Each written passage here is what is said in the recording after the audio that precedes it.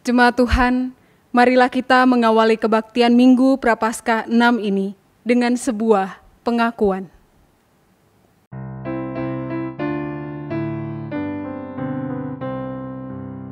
Pertolonganku datangnya dari Tuhan yang menciptakan langit dan bumi.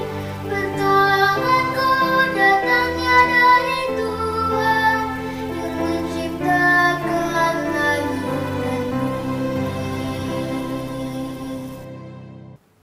Tuhan beserta saudara.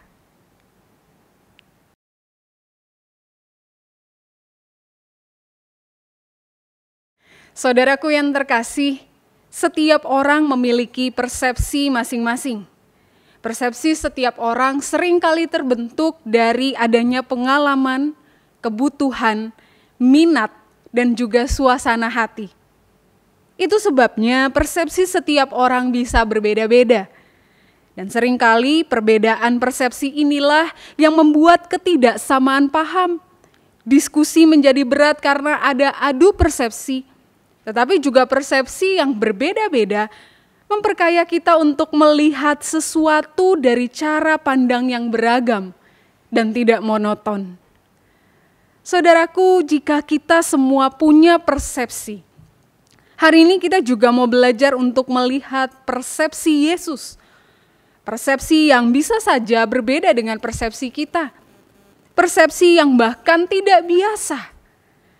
Tetapi saudaraku, dengan memahami persepsinya, kita jadi mengerti apa dasar tindakan Yesus dan mengapa ia mau terus masuk ke kota Yerusalem untuk mau menyongsong salib penderitaan.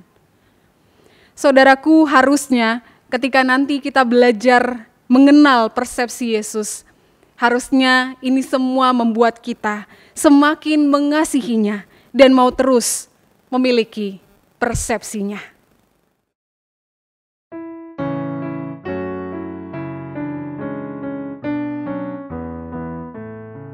Segala kemuliaan bagimu penebus, suara anak-anak memuji Dikau terus. Hosana Raja kami, Hosana anak Daud, utusan Tuhan Allahku, baraklah Engkau. Segala kemuliaan bagimu penebus, suara anak-anak memuji Dikau terus. Sebelum Engkau sengsara, pujian bergema.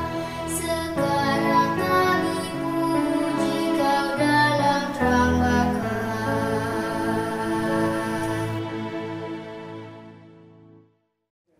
Mari saudaraku, kita bersatu dalam doa pengakuan dosa.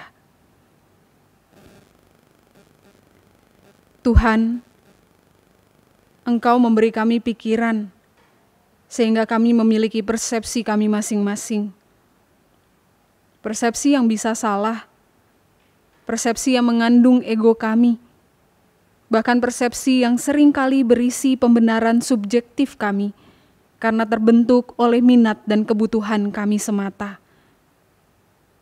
Saat ini kami menghadap-Mu Tuhan untuk memohon ampun, karena seharusnya kami memiliki perspektif Tuhan, persepsi yang menuntun dan mengarahkan kami pada kehendak Tuhan dan bukan keinginan serta kesenangan kami semata. Biarlah dalam kesadaran ini, kami bukan hanya memohon ampun, tetapi juga mau belajar mengenal dan diarahkan oleh persepsi Tuhan, sehingga hidup kami dapat terus melangkah dan mengarah pada jalan dan kehendak Tuhan. Ini doa kami. Kristus, ampuni dan tolonglah kami. Amin.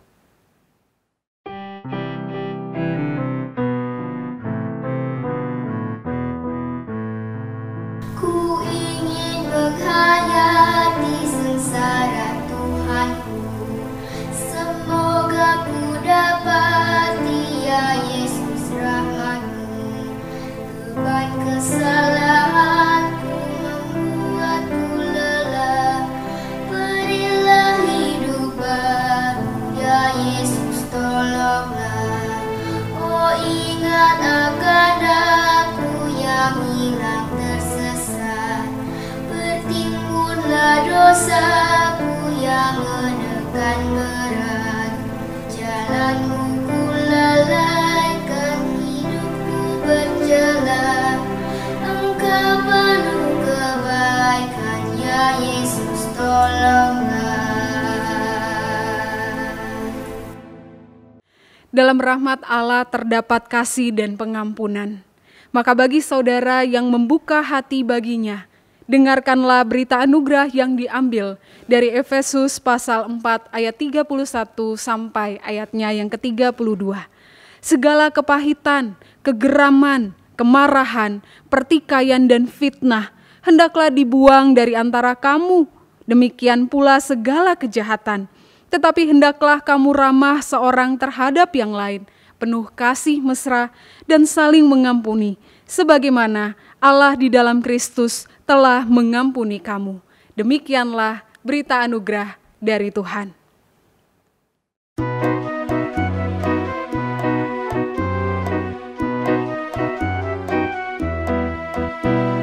Tuhan Allah telah berfirman, haleluya, pada umat sabda hikmat, haleluya. Buka telinga hai umatnya, kabar yang baik dengarkanlah.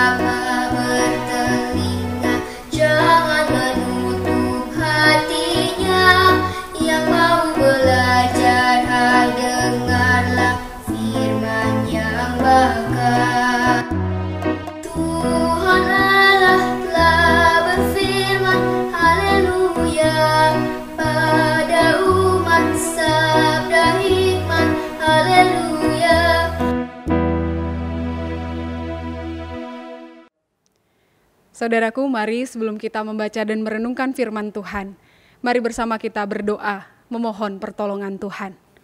Kita berdoa. Tuhan, di minggu pertama di bulan April ini, kami masih beribadah di rumah. Namun kami tak ingin mengeluh, melainkan kami ingin bersyukur. Bersyukur sekalipun jarak memisahkan kami. Sekalipun kami mulai jenuh di rumah, atau kami yang saat ini masih bertugas, kami mau tetap bersyukur dan terus bersyukur.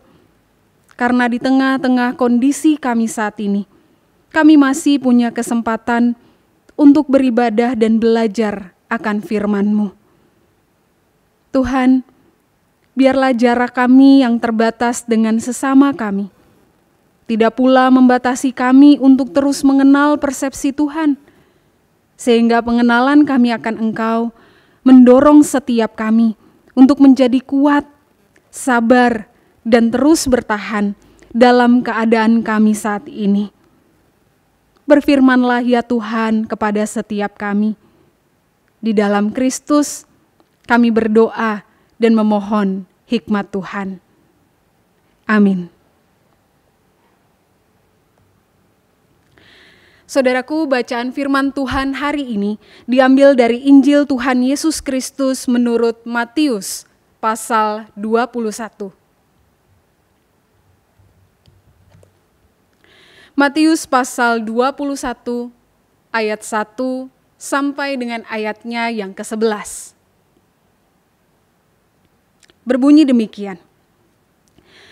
Ketika Yesus dan murid-muridnya telah dekat Yerusalem dan tiba di Betfage yang terletak di Bukit Zaitun, Yesus menyuruh 2 orang muridnya dengan pesan, "Pergilah ke kampung yang di depanmu itu, dan di situ kamu akan segera menemukan seekor keledai betina tertambat dan anaknya ada di dekatnya. Lepaskanlah keledai itu dan bawalah keduanya kepadaku. Dan jikalau ada orang menegur kamu, katakanlah Tuhan memerlukannya. Ia akan segera mengembalikannya." Hal itu terjadi supaya genaplah firman yang disampaikan oleh Nabi. "Katakanlah kepada putri Sion, lihat, rajamu datang kepadamu.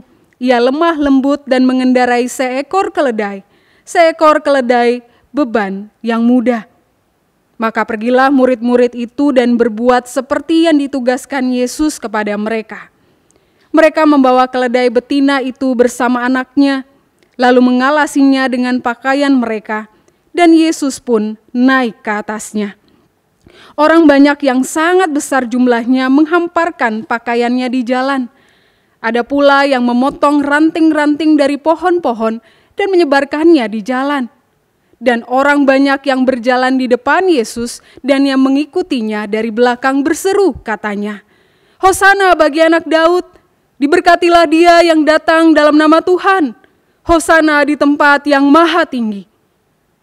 Dan ketika ia masuk ke Yerusalem, gemparlah seluruh kota itu, dan orang berkata, "Siapakah orang ini?" Dan orang banyak itu menyahut, "Inilah Nabi Yesus dari Nazaret di Galilea." Saudaraku, demikianlah Injil Tuhan Yesus Kristus. Berbahagialah setiap kita yang mendengarkan firman Allah dan yang melakukannya. Hosiana.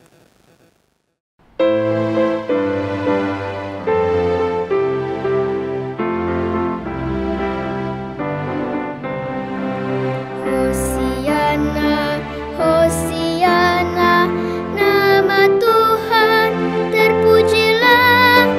Hosiana, Hosiana, nama Tuhan terpujilah.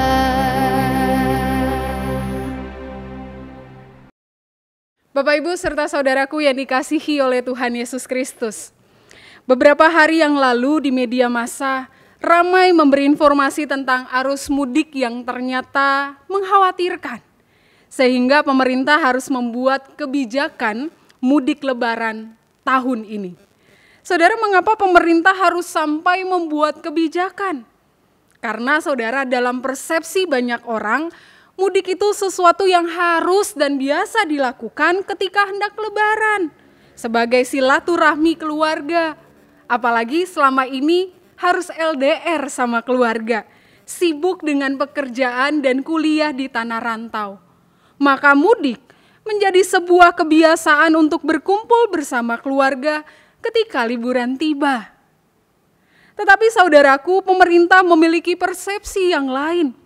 Sekalipun mudik menjadi kesempatan untuk berjumpa dengan orang-orang yang disayangi, namun ternyata Presiden Jokowi menegaskan bahwa mudik justru sangat beresiko memperluas penyebaran virus corona.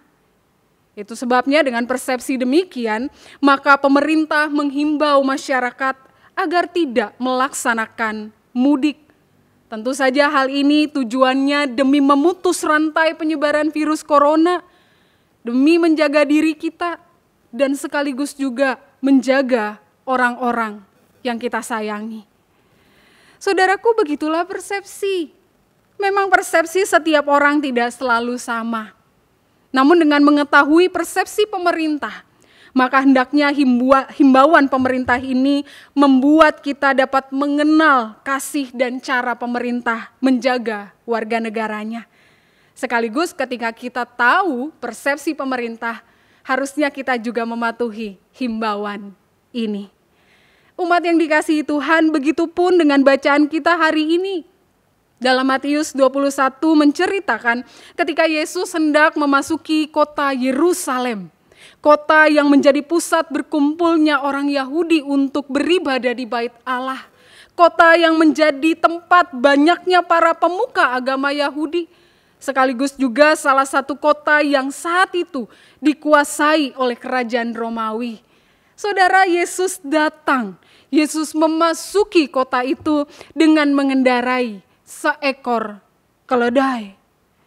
Pertanyaannya, mengapa sih Yesus harus pakai keledai? Mungkin dalam persepsi kita, saudara yang membaca bacaan ini, Yesus jadi nampak gak keren ketika naik keledai. Kenapa Yesus gak pakai kuda saja, binatang perang? Kan kalau Yesus naik kuda, Yesus akan nampak lebih maco, lebih gagah, lebih keren, lebih sangar. Tapi saudara, ini Yesus malah naik keledai. Ya memang keledai adalah binatang yang juga kuat. Tapi kan akan jauh lebih keren, berwibawa kalau Yesus naik kuda. Saudaraku yang terkasih, ini mungkin persepsi kita. Bahwa Yesus nggak nampak keren ketika dia naik keledai. Tapi saudaraku, persepsi kita tentu berbeda dengan persepsi Yesus. Karena ternyata Yesus punya alasan mengapa Yesus harus naik keledai. Yaitu saudara, untuk menggenapi apa yang telah dinubuatkan oleh Nabi Zakaria. Dalam Zakaria pasal 9 ayat 9 di sana tertulis, bersorak-soraklah dengan nyaring hai putri Sion. Bersorak-sorailah hai putri Yerusalem. Lihat, rajamu datang kepadamu. Ia adil dan jaya, ia lemah lembut dan mengendarai seekor keledai. Seekor keledai, beban yang mudah. Jadi saudaraku, inilah alasannya mengapa Yesus masuk ke kota Yerusalem mengendarai keledai, bukan kuda. Dan lihat saja saudara, untuk menggenapi apa yang dinubuatkan oleh Nabi Zakaria. Kita juga melihat saudara dalam bacaan, sontak banyak orang di Yerusalem yang ketika melihat Yesus masuk ke kota Yerusalem mengendarai seekor keledai, mereka jadi mengingat apa yang dinubuatkan dulu. Ini dia raja yang dinubuatkan oleh Nabi Zakaria. Ini dia nih, pas betul. Ia datang dengan mengendarai seekor keledai. Ia juga adil, karena perbuatannya yang seringkali tidak memilih-milih siapa yang ia tolong dan ia sembuhkan. Ia juga jaya. Ia jaya karena ia punya kuasa, bisa membuat mujizat, dan pengikutnya banyak. Ini dia nih, paslah ia jadi raja seperti yang dinubuatkan dulu. Karena dengan kekuasaan, dengan kejayaannya, ia nantinya mampu untuk meruntuhkan kerajaan Romawi yang selama ini banyak aturan, merampas kebebasan dan telah menjajah kita. Ia pasti Raja yang datang seperti kata Nabi Zakaria untuk menjadi pembebas kita. Saudaraku, kesamaan persepsi inilah yang akhirnya membuat orang-orang di Yerusalem dalam jumlah yang sangat banyak, mereka rela menghamparkan pakaiannya di jalan yang akan dilewati Yesus. Seakan mereka, saudara, sedang menyediakan red carpet untuk sang raja yang akan lewat. Mereka juga memotong ranting-ranting dari pohon-pohon dan menyebarkannya di jalan sebagai sambutan bagi Yesus, sang raja, sang nabi yang akan lewat. Tidak hanya itu, saudara. Karena orang banyak itu, baik ada yang di depan dan di belakang Yesus, mereka berjalan mengikuti Yesus sambil berseru. Berseru ini lebih tepatnya, saudara, berteriak-teriak. Apa yang mereka teriakkan? Mereka berteriak, Hosana bagi anak Daud. Diberkatilah dia yang datang dalam nama Tuhan. Hosana di tempat yang maha tinggi. Saudaraku, isi teriakan ini adalah teriakan pujian menyambut Yesus. Pujian untuk sang raja yang datang. Tapi saudara, tahukah kita arti kata Hosana yang diteriakan? Hosana yang diteriakan, Hosana artinya selamatkanlah sekarang, atau sudilah menyelamatkan kami. Jadi saudara, teriakan orang banyak yang mengeluh-elukan Yesus itu bukan hanya berisi ungkapan pujian menyambut Yesus, tetapi juga seruan minta diselamatkan, minta tolong dibebaskan dengan segera dari pemerintahan kerajaan Romawi. Maka dari itu saudara, semakin Yesus masuk mendekati pusat kota Yerusalem, semakin senang dan bersemangatlah orang-orang itu. Karena dalam persepsi mereka, Yesus yang datang dan diarak ini adalah raja, nabi mereka yang akan maju mengalahkan pemerintahan Romawi dan menjadi pembebas mereka. Saudaraku yang terkasih dalam Tuhan, sayangnya ketika Yesus datang ke Yerusalem, ia juga tahu saudara, ia datang dengan persepsinya. Dan persepsi Yesus sangat jauh berbeda dengan apa yang dipahami oleh orang-orang yang mengeluh-elukan dia. Karena ia datang bukan sebagai raja yang memamerkan kejayaan dan kekuasaannya. Ia justru datang dengan mengosongkan dirinya dan meninggalkan kenyamanannya. Ia juga datang bukan sebagai raja yang membawa pengikutnya sebagai pasukan untuk berperang dan menyerang pemerintahan Romawi. Ia justru datang dalam lemah lembut, mengendarai keledai, bukan kuda, binatang perang. Ia memasuki kota Yerusalem bukan untuk dielukan, tapi dia datang sebenarnya untuk menyerahkan dirinya menjadi tebusan dosa bagi banyak orang. Saudaraku yang terkasih, ini persepsi Yesus. Dan saudara kalau membaca bacaan ini, saudara, adakah kesempatan Yesus untuk tidak melanjutkan perjalanannya menuju kota Yerusalem? Kalau ditanya adakah kesempatan itu untuk tidak masuk ke kota Yerusalem, tentu jawabannya ada. Ia bisa saja saudara memutuskan untuk pergi. Ia bisa saja memutuskan untuk lari. Ia bisa saja memutuskan untuk tidak menyelamatkan kita. Ia bisa saja memutuskan untuk tidak masuk ke kota itu. Karena ia tahu saudara, ketika ia masuk ke kota Yerusalem, semua pemuliaan yang ia terima tidak akan bertahan lama. Karena mereka yang mengeluh-elukan dia, mereka jugalah yang dengan keras akan berteriak, salibkan dia, salibkan dia. Saudara, sesungguhnya ada kesempatan Yesus untuk kabur. Ada kesempatan Yesus untuk tidak masuk ke kota Yerusalem. Daripada harus sakit, menderita sampai mati, dia punya kesempatan untuk melarikan diri. Bahkan saudara, ada juga kesempatannya untuk saat itu langsung jadi raja melawan pemerintahan Romawi dan menggenapi apa yang diinginkan oleh orang-orang Yahudi. Itu akan jauh lebih mudah, bukan? Kekuatan ada, kuasa punya, pengikut banyak, tidak menderita. Kurang apa lagi? Tetapi dari sekian banyak kesempatannya, baik itu lari, baik itu mengganti arah. Saudara, bacaan menceritakan Yesus tetap memilih menjadi hamba yang menyongsong salib. Yesus tetap memilih menjadi hamba yang memasuki kota Yerusalem. Ia bahkan juga menjadi hamba yang tidak terpukau oleh sanjungan sebagai raja yang mampu nantinya menjadi sandungan bagi rencana Allah. Saudaraku yang terkasih, mungkin kita pikir Yesus ini Allah yang bodoh. Allah yang mau saja menyerahkan nyawa bagi kita yang gak pernah mau berubah untuknya. Allah yang bertindak gak logis. Karena kalau kita jadi Yesus saat itu, mungkin kita akan memilih kabur, memilih untuk tidak menderita. Tapi saudaraku, apa yang Yesus lakukan, itu semua bukan kebodohan. Tapi ia lakukan semua dengan persepsinya untuk membebaskan semua orang yang ia kasihi. Pembebasannya bahkan bukan hanya dari penjajahan Romawi, tapi ia membebaskan semuanya dari penjajah hidup manusia, yaitu dosa. Saudara, mengapa ia melakukan itu semua? Karena ia ingin menunjukkan, saudara, persepsi kasih Tuhan yang lebih besar untuk umatnya.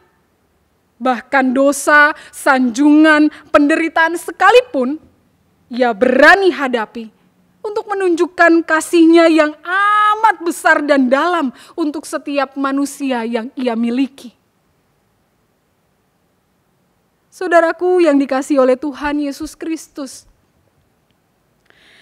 melalui firman Tuhan hari ini, kita mau diingatkan dan belajar memiliki setidaknya 3 persepsi Yesus.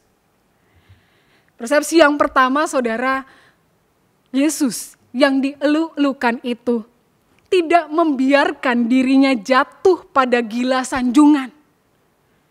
Ia tidak tergoda sekalipun sanjungan itu memberinya kesempatan yang lebih mudah jadi raja dan langsung melawan pemerintahan Romawi saat itu. Ketimbang ia harus menderita. Tapi ia tidak membiarkan dirinya terlena dan jatuh pada sanjungan yang akhirnya hanya menjadi sandungan bagi rencana Allah. Ia tahu, saudara, semua sanjungan itu semu. Oleh karena itu, sekalipun ia disanjung, sekalipun ia dielu-elukan, ia tahu, ia tetap melakukan bagiannya dengan sangat baik. Yang kedua, saudara, sekalipun berat yang ia hadapi nantinya, Yesus tetap berani dan dengan lemah lembut, tanpa kekerasan, seperti yang dipikirkan oleh orang-orang Yahudi. Ia masuk ke kota Yerusalem. Sekalipun ia tahu, saudara, masuk kota itu berarti penderitaannya akan segera tiba. Namun dengan berani, dengan lemah lembut, ia jalani semua, sekalipun tak mudah jalannya. Hal yang ketiga, saudara, Yesus tidak menjauh dari penderitaan. Yesus justru mendekat pada penderitaan. Saudara, ketika Yesus tidak anti penderitaan, hal ini menjadi kekuatan bagi setiap kita umatnya. Karena ini juga menjadi simbol, menjadi tanda bahwa ia tidak meninggalkan umatnya dalam penderitaan. Ia mendekat pada penderitaannya waktu itu. Tahukah kita, ia jugalah mendekat dengan hidup kita yang sekarang dirundung oleh derita bersama karena virus corona. Saudara, saat ini mungkin kita menderita karena kita saat ini tidak bisa kemana-mana.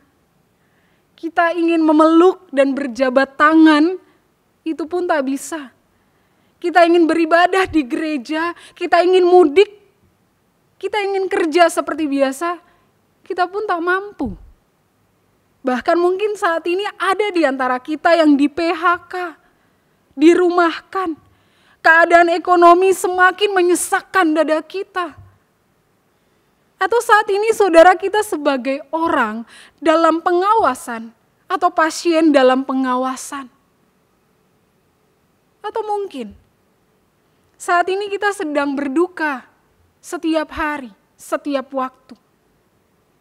Karena orang-orang yang kita sayangi meninggal dunia karena virus corona yang membuat kita menderita ini.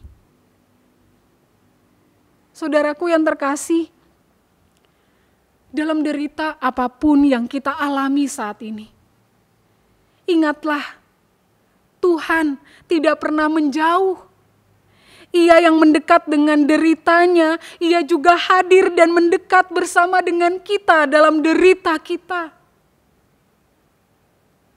Ingatlah saudara, dalam derita, ia memeluk, ia meraih, ia menguatkan setiap kita.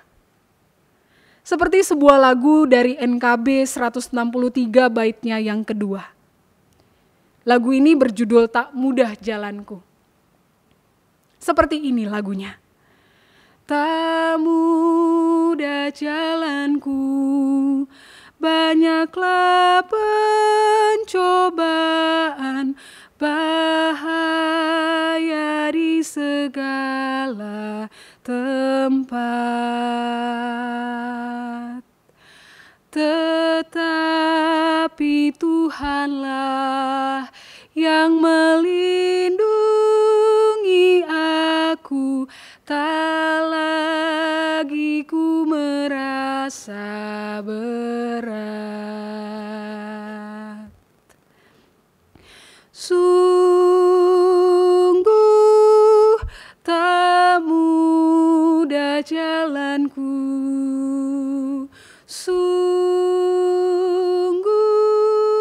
tak mudah jalanku, tetapi Yesus Tuhan dekatku berjalan, meringankan beban dunia.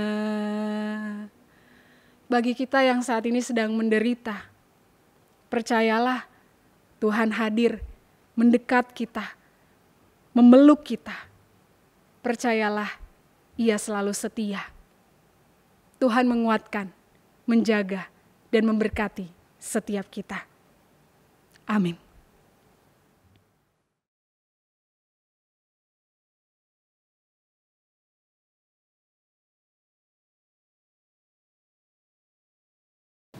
Jemaat Tuhan, mari bersama umat Allah di masa lalu, masa kini, dan masa depan, kita mengingat pengakuan iman kita menurut pengakuan iman rasuli.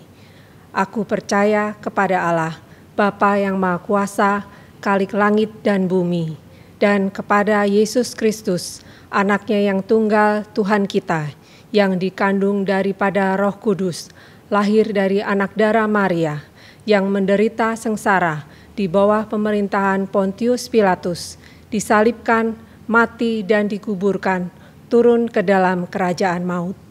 Pada hari yang ketiga, bangkit pula dari antara orang mati, naik ke sorga, duduk di sebelah kanan Allah, Bapa yang Maha Kuasa. Dari sana Ia akan datang untuk menghakimi orang yang hidup dan yang mati. Aku percaya kepada Roh Kudus, gereja yang kudus dan am, persekutuan orang kudus, pengampunan dosa, kebangkitan orang mati, dan hidup yang kekal.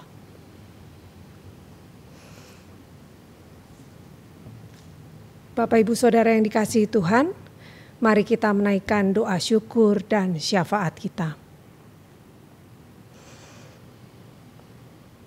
Tuhan, kami tahu bahwa Engkau adalah Allah yang selalu hadir, memeluk, menguatkan, dan turut bekerja untuk mendatangkan kebaikan bagi mereka yang mengasihi Engkau.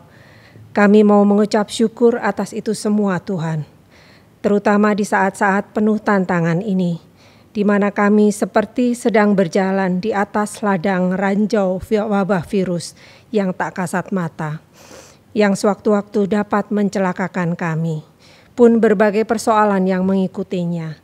Kami terus berharap Tuhan hadir dan bekerja di dalamnya. Kami mau berdoa untuk para korban yang terdampak secara langsung. Biarlah mereka beroleh anugerah Allah dan kesembuhan. Mereka yang dikarantina, biarlah mereka dapat tetap tenang dan mendapatkan suplai bahan makanan yang memadai. Bagi para medis, biarlah mereka dapat mengobati korban dengan efektif dan tubuh mereka dapat kebal dari paparan virus. Para peneliti agar mampu menciptakan vaksin yang berguna bagi pengobatan dan pencegahan di masa depan. Mereka yang terdampak secara ekonomi, sosial, dan lain-lainnya, Tuhan beri kekuatan untuk tidak mudah menyerah. Utamanya para pemangku kebijakan, Tuhan beri hikmat agar dapat menentukan langkah-langkah yang tepat untuk mengatasi gempuran virus ini dan persoalan-persoalan turunannya. Dan biarlah kami sebagai gereja-Mu dapat tetap terus menghidupkan suasana ibadah yang penuh penghayatan akan firman-Mu, meskipun dengan segala keterbatasan cara. Dan biarlah kami boleh ikut mengambil bagian dalam upaya menangani dan mengatasi berbagai persoalan yang terjadi saat ini bersama segenap pihak, agar damai sejahtera-Mu boleh kembali memenuhi kehidupan kami bersama seluruh umat di muka bumi ini. Dengar seru doa kami yang kami naikkan dalam nama Kristus Yesus, Tuhan yang setia dan penuh cinta itu, Tuhan yang sudah mengajar kami berdoa. Bapa kami yang di sorga, dikuduskanlah nama-Mu, datanglah kerajaan-Mu, jadilah kehendak-Mu di bumi seperti di sorga. Berikanlah kami pada hari ini makanan kami yang secukupnya, dan ampunilah kami akan kesalahan kami, seperti kami juga mengampuni orang yang bersalah kepada kami. Dan janganlah membawa kami ke dalam pencobaan, tetapi lepaskanlah kami dari yang jahat. Karena Engkaulah yang empunya kerajaan dan kuasa dan kemuliaan sampai selama-lamanya. Amin. Jemaat yang dikasihi Tuhan, mari kita senantiasa mengucap syukur atas kebaikan Tuhan kepada kita, seperti yang dinyatakan pemazmur dalam Mazmur 106 ayat 1. Haleluya, bersyukurlah kepada Tuhan, sebab Ia baik, bahwasanya untuk selama-lamanya kasih setianya.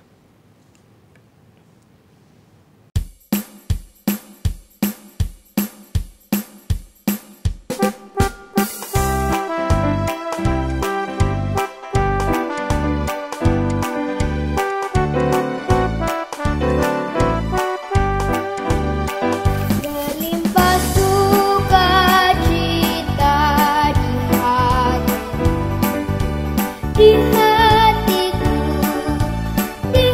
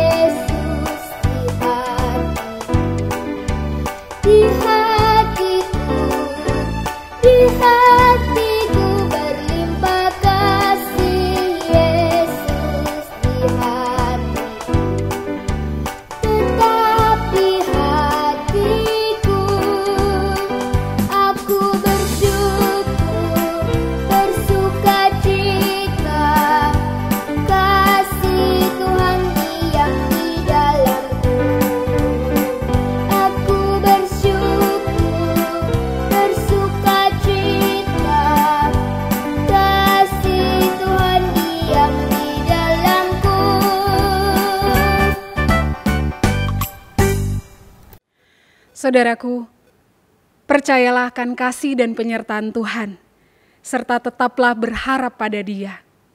Seperti yang pernah disampaikan Rasul Paulus dalam surat Roma pasal 12 ayat 12. Bersukacitalah dalam pengharapan, sabarlah dalam kesesakan, dan bertekunlah dalam doa.